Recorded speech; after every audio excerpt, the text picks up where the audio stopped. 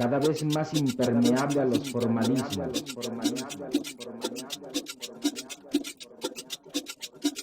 cada vez más impermeable a los formalismos,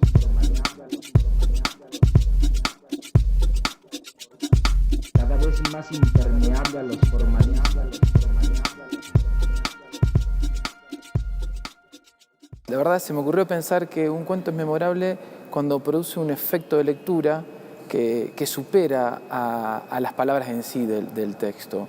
Un cuento es memorable cuando produce un efecto, algo así como una epifanía, algo que emana del texto y que no está en el texto en sí, ni en el estilo, ni en la prosa, ni en los finales. Pensé en un cuento que a mí me gusta mucho y que desde la primera vez que lo leí quedé impresionado, que es La tristeza de Chekhov. Iona decide ir a ver a su caballo.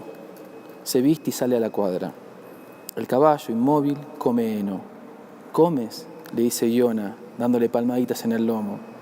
¿Qué se le va a hacer, muchacho?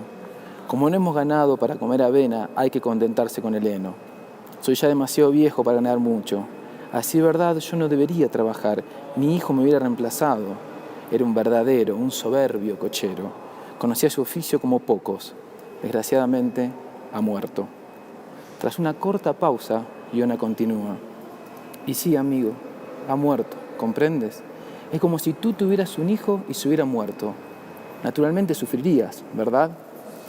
El caballo sigue comiendo heno. Escucha a su viejo amo y exhala un aliento húmedo y cálido. Iona, escuchado al cabo por un ser viviente, desahoga su corazón contándoselo todo. Pensaba que un cuento memorable tenía que tener por obligación una acción, como si fuese una canción.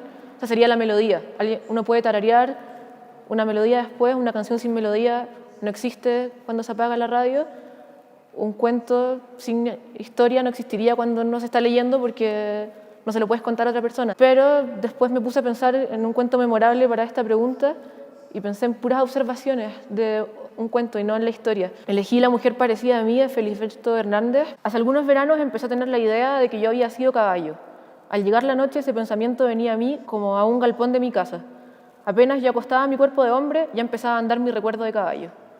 En una de las noches yo andaba por un camino de tierra y pisaba las manchas que hacían las sombras de los árboles. De un lado me seguía la luna, en el lado opuesto se arrastraba mi sombra. Ella, al mismo tiempo que subía y bajaba los terrones, iba tapando las huellas. En dirección contraria venían llegando, con gran esfuerzo, los árboles y mi sombra se estrechaba con la de ellos. Yo iba arropado en mi carne cansada y me dolían las articulaciones próximas a los cascos. A veces olvidaba la combinación de mis manos con mis patas traseras, daba un traspiés y estaba a punto de caerme.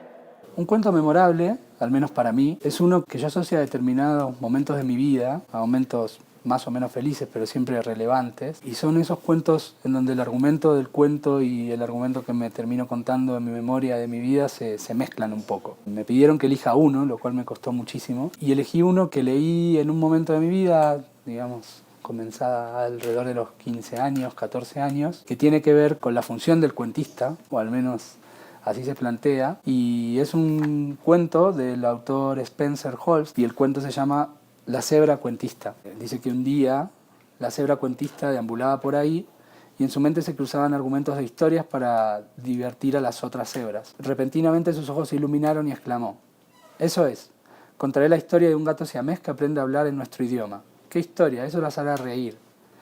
En ese preciso momento apareció ante ella el gato siamés y le dijo: «Hola, qué lindo día es hoy, ¿no es cierto?».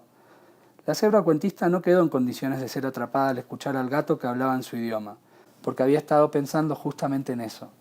Miró fijamente al gato, y sin saber por qué, hubo algo en su aspecto que no le gustó, de modo que le dio una coz y lo mató.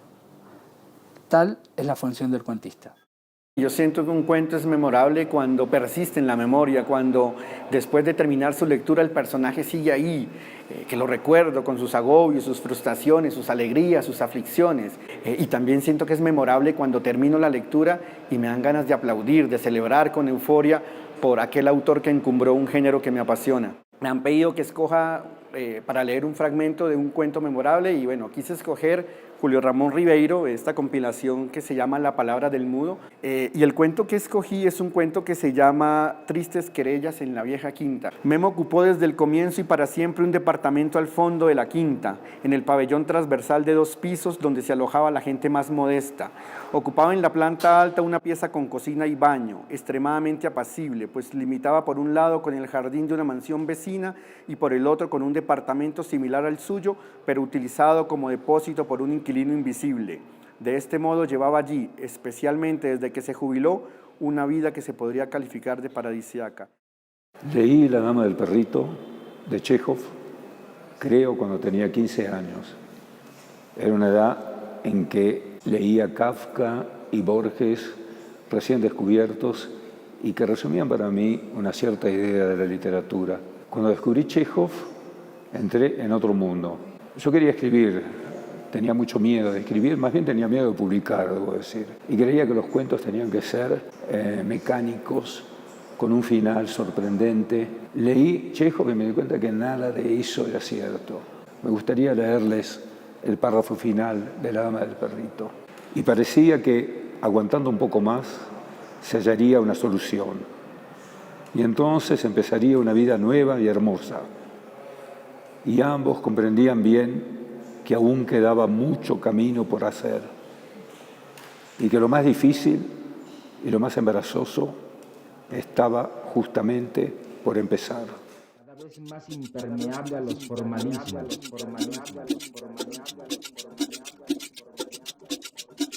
Cada vez más impermeable a los formalismos.